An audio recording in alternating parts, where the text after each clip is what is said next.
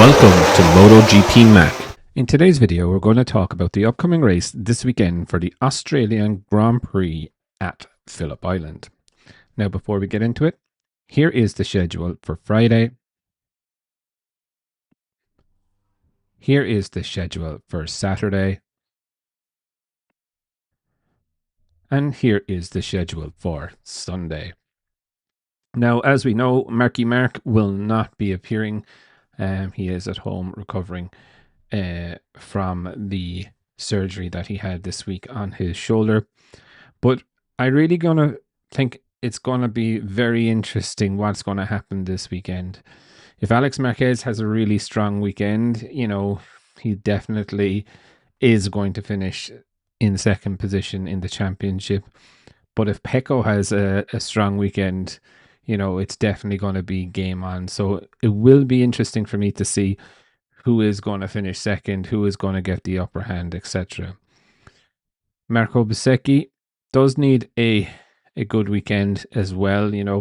Yes, he had a good weekend last weekend with the second place, but he still needs to keep the pressure on Pecco. He's not too far behind him, 20 points behind him. So keeping the pressure on definitely won't be so bad. Pedro Acosta as well in fourth.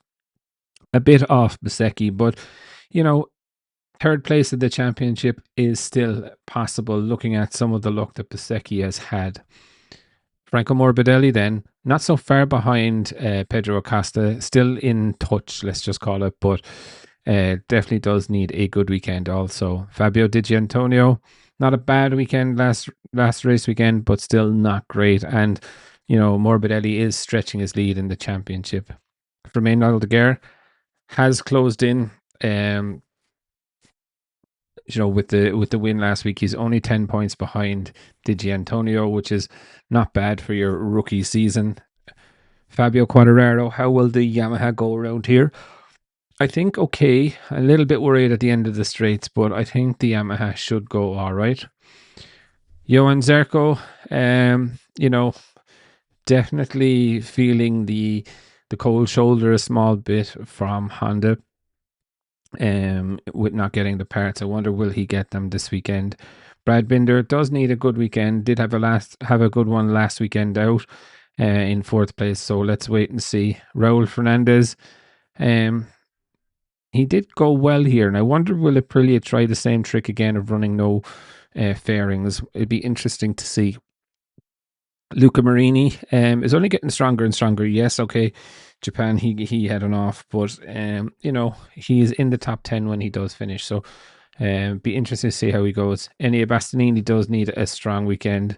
Joan Mir, there is a bit of confidence up there with that podium that he got in Japan, but he was brought back down to earth in Indonesia with a bump again. So be interesting. Maverick Vinales, confidence is not there. I don't think he's actually going to race this weekend.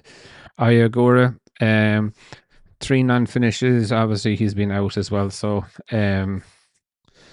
hopefully he can get back on track. Jack Miller, well, look, everyone wants Jack at home to have a good race. 14th last time out, so I'm not really where you expect Jack. Alex Rins will be a surprise to see can he get back up there. Obviously no Jorge Martin, so let's wait and see what happens there. Miguel Oliveira, again, nice to see Miguel finish off in a strong stretch, let's just call it. And then Chantra, it'll be interesting to see how he goes. With Phillip Island, it's a little bit of a survival race, so everyone could crash out ahead of him, and he gets into the top 10, especially after his replacement has been announced in the LCR team. All in all, though, I have to say I absolutely love Phillip Island. It's definitely one of the tracks I'd love to spectate at before I leave this planet, and I definitely will do it. But it's going to be very hard to pick a fastest man Friday. I'm going to go with Benyai. I think he may have it sorted, and it is quite rare that he's fast on the Friday. So I definitely love to know your thoughts, though. What are you most looking forward to in the Australian Grand Prix, and who was your fastest man on Friday? definitely leave your thoughts in the comments below. And I'll be back again tomorrow with another video.